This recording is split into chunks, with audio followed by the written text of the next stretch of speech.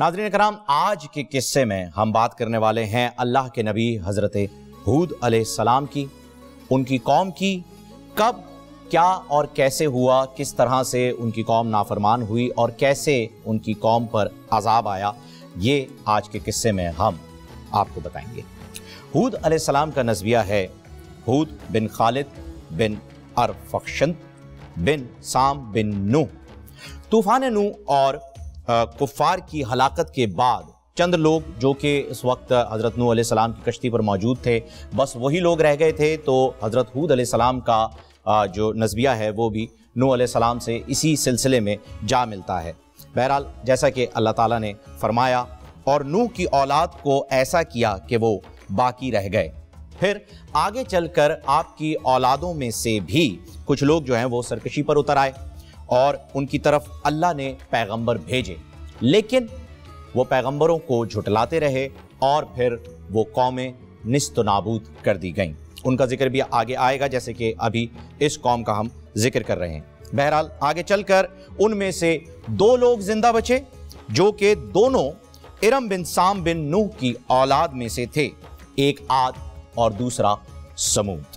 जी हाँ नाज़रीन, इसी की नस्ल को बाद में कौम आद कहा गया।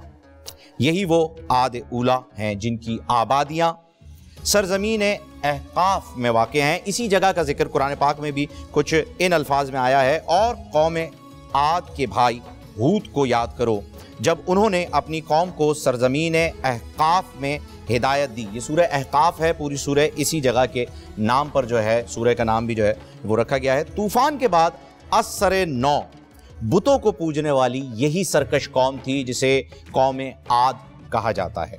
या नाज़रीन, उन्होंने अपनी इबादत के लिए 3 बुत बनाए थे जिनके नाम सद, समूद और हुर ये बताए जाते हैं।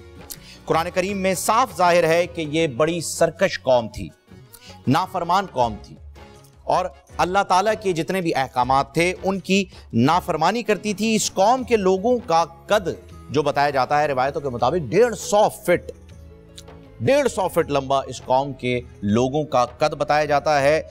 इससे ये बात साबित हो जाती है, जाहिर हो जाती है कि अल्लाह ताला ने इनको हर चीज़ में कुशादगी अता फरमाई थी। इनकी बड़ी बड़ी खेतियां थीं, इनकी बड़ी बड़ी ज़मीनों पर बड़े मवेशी जो है वो ये पालते थे। अल्लाह ताला ने इनकी हिदायत के लिए हूद अलैहिस्सलाम को इस कौम का नबी बनाकर भेजा। हज़रत हूद अलैहिस्सलाम ने उनको दीन के लिए बुलाया और कुछ इन अल्फाज में हज़रत हूद अलैहिस्सलाम ने इन्हें दीन की दावत दी। भला तुम हर ऊंची जगह पर जो बेकार निशान तामीर करते हो और महल बनाते हो कि शायद तुम हमेशा रहोगे, और जब किसी को पकड़ते हो तो जालिमाना पकड़ते हो, तो अल्लाह से डरो और मेरी अताअत करो, और उससे डरो जिसने तुम्हें उन चीज़ों से मदद दी जिनको तुम जानते हो। उसने तुम्हें 4 पाइयों और बेटों से मदद दी और बागों और चश्मों से। मुझको तुम्हारे बारे में बड़े सख्त दिन के अजाब का खौफ है। जी हाँ नाज़रीन कराम, ये हज़रत हूद अलैहिस्सलाम ने कौम आद को जिस वाक़ये के बारे में बताया है वो आगे आने वाला है। ये वो अजाब है जो कि इनकी नाफरमानी की वजह से इन पर नाजिल किया गया, और इस अजाब की शक्ल क्या थी, ये किस कैफियत में था, ये क्यों आया, इसका जिक्र अब हम करने लगे हैं। हज़रत हूद अलैहिस्सलाम मुसलसल नेकी की दावत देते रहे, लेकिन इस कौम का ये यकीन था कि किसी भी किस्म का अजाब नहीं आने वाला। कुछ लोग होते हैं लापरवाह, उन्हें आप डराते रहो कि अजाब आने वाला है, हिदायत के लिए आप उनसे बात करो, अल्लाह ताला की इबादत की बात करो, तो वो कहते हैं नहीं, ऐसा कुछ नहीं होता है, ये दुनिया तो एक साइंटिफिक नतीजे की वजह से जो है वो अमल में आई। कुछ लोग ऐसे होते हैं, उस वक्त भी पाए जाते थे, आज के दौर में भी हैं। तो जो लोग आज के दौर के ऐसे लोगों को जानते हैं वो कनेक्ट कर लेंगे उन लोगों से कि क्या सोच होगी उनकी, जो ये अजाब के बारे में डराए जा रहे हैं और कहते हैं नहीं ऐसा कुछ नहीं होता, तमस्कर उड़ाया करते थे कि ऐसा कुछ नहीं होने वाला।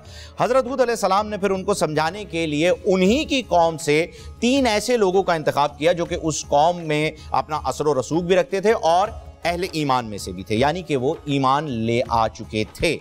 उन 3 लोगों को जब भेजा गया कौम आद पर और उन्हें समझाने के लिए भेजा गया कि बहुत बड़ा अजाब आ जाएगा, मान लो अल्लाह की बात, लौट आओ वापस वहीं पर जहां से तुम्हारी शुरुआत हुई थी। लेकिन उन तीनों लोगों को भी उस कौम ने झुटला दिया। یہاں پر یہ بات میں آپ کو بتاتا چلوں کہ یہ وہ 3 لوگ تھے جو کہ اپنی قوم میں بڑا ہی اپنا ایک مرتبہ اور اثر و رسوخ رکھتے تھے، لیکن گویا کیونکہ وہ ایمان لے آ چکے تھے اور حضرت ہود علیہ السلام کی بات مان چکے تھے، اس وجہ سے وہاں کے لوگوں نے یعنی قوم عاد نے ان تینوں کو بھی جھٹلا دیا جو کہ ان میں سے ہی تھے۔ بہرحال اللہ تبارک و تعالیٰ نے ان لوگوں کو آزمائش میں مبتلا کیا اور ان لوگوں کو تنبیہ کرنے کے لیے 3 سال تک قحط سالی کی۔ اب 3 سال تک یہاں بارش برسنا بند ہو گئی، اناج اگنا بند ہو گئے، مویشی جب تک آپ کھاتے رہو گے کاٹتے رہو گے، 3 سال کا عرصہ ہے، اتنے لوگ ہیں، کتنے مویشی ہوں گے؟ ان میں مویشی مرتے بھی ہیں، موسم کا بھی حال ہوتا ہے، مویشی بھی جو ہے وہ مرنا شروع ہو گئے، کنویں خشک ہو گئے، یہاں تک کہ کسی کے گھر اولاد بھی نہ ہوئی، اتنا سخت عذاب۔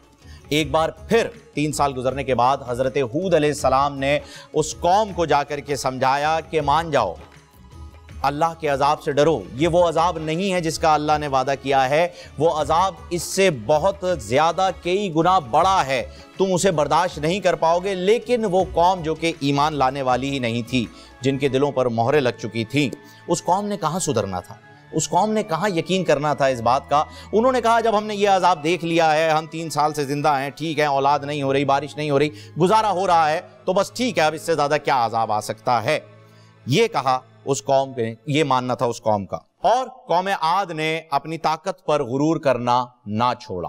بہرحال اللہ تعالیٰ نے اپنے نبی حضرت ہود علیہ السلام کو حکم دیا کہ اپنے ساتھیوں کو جو کہ اہل ایمان میں سے ہیں انہیں لیں اور اس بستی سے چلے جائیں، کیونکہ ایک نبی پر یہ لازم ہے کہ اللہ تعالیٰ کا حکم مانے۔ حضرت ہود علیہ السلام اس بستی سے چلے گئے۔ جب حضرت ہود علیہ السلام اس بستی سے تشریف لے جا چکے تھے، تب اچانک سے اس بستی پر کالے بادل چھا گئے۔ اب وہاں کے لوگ بڑے خوش ہوئے، انہیں لگا یہ دیکھو حضرت ہود علیہ السلام گئے ہیں اور یہاں پر کالے بادل آ گئے، یعنی کہ حضرت ہود علیہ السلام کی وجہ سے یہ عذاب نعوذ باللہ رکا ہوا تھا، وہ گئے ہیں، تو اب جو ہے یہ معاملات صحیح ہو جائیں گے، اب بارش بھی آ جائے گی، بادل بھی آ جائیں گے، عذاب وغیرہ کچھ نہیں تھا، اب دیکھو بارش ہونے والی ہے۔ بس اسی انتظار میں تھے، کالے بادلوں نے گھیر لیا تھا، لوگ خوشیاں منا رہے تھے، جشن کی حالت میں مبتلا ہو گئے کہ جی اب تو بارش ہونے والی ہے، سب کچھ ٹھیک ہو گیا ہے۔ تبھی وہاں پر موجود ایک عورت جس کا نام مہت بتایا جاتا ہے، اس نے جیسے ہی ان بادلوں کی طرف دیکھا تو زوردار چیخ سے زمین پر گر گئی اور بے ہوش ہو گئی۔ جب اسے ہوش میں لایا گیا تو وہ چلائی اور کہنے لگی کہ میں نے ان بادلوں کے پار آگ دیکھی ہے، سرخ آگ کے گولے دیکھے ہیں۔ قوم عاد جو کہ جن کی آنکھوں پر پردے پڑ چکے تھے، انہوں نے اس عورت کا بھی مذاق اڑانا شروع کیا اور کہا کہ تم دیوانی ہو گئی ہو، تمہیں کچھ نظر نہیں آتا۔ بہرحال پھر تیز ہوا چلنے لگی، اور یہ تیز ہوا کہنے میں تو بڑا ہی آسان لگتا ہے، لیکن اس کی شدت کا اندازہ آپ اس بات سے لگائیے کہ یہ ہوا اتنی تیز تھی کہ قوم عاد کے لوگ تنکوں کی طرح اڑتے ہوئے چلے گئے، اور یکایک اس تیز ہوا نے سرخ آگ کی شکل اختیار کر لی تھی، گویا یہ وہی آگ تھی جو کہ قحط نامی اس عورت نے بادلوں کے پار دیکھی تھی۔ اب اس آگ کا عذاب ان پر آ گیا اور قوم عاد جو ہے تباہ و برباد کر دی گئی۔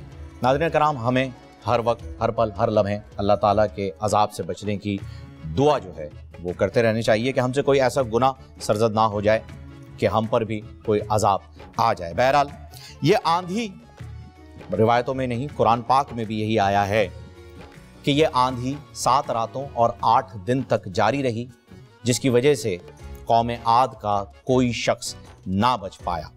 سورہ حاقہ میں کچھ یوں بیان فرمایا ہے اللہ تعالیٰ نے، اور رہے عاد، وہ ہلاک کیے گئے نہایت سخت گرجتی آندھی سے، وہ ان پر وقت سے لگا دی 7 راتیں اور 8 دن لگاتار، تو ان لوگوں کو ان میں دیکھو بچھڑے مرے ہوئے، گویا وہ کھجور کے ڈنڈ سوکھے تنے ہیں، گرے ہوئے، تو تم ان میں سے کسی کو بچا ہوا دیکھتے ہو؟ کوئی نہیں بچا قوم عاد سے۔ ناظرین کرام، یہ تھا قصہ حضرت ہود علیہ السلام اور ان کی قوم کا۔ پرنور سحر اور ذکر خدا، نبیوں کی مدح سرائی۔ پیغام سنا اے باد صبا، پرکیف ساتھ آئی۔ پوشیدہ ہے ایمان کی راہ اللہ کی کتاب مقدس میں۔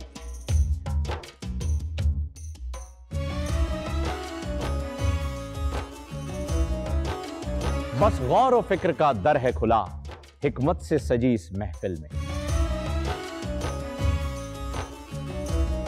ہے لب پہ دعا زدنی علم، روشن ہی رہے یہ سارا جہاں۔ رم جھم رحمت کی گھٹا ہر ایک نے ہدایت پائی،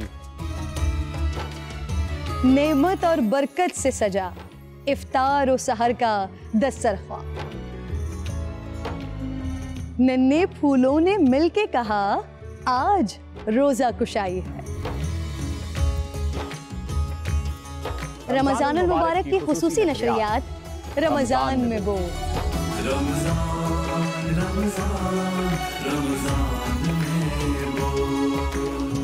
رمضان المبارک کی خصوصی نشریات رمضان میں بول، فہیم خان اور کرن ناز کے ساتھ روزانہ صبح 3 بجے سحر ٹرانسمیشن اور شام 5:30 بجے افطار ٹرانسمیشن، صرف بول انٹرٹینمنٹ پر۔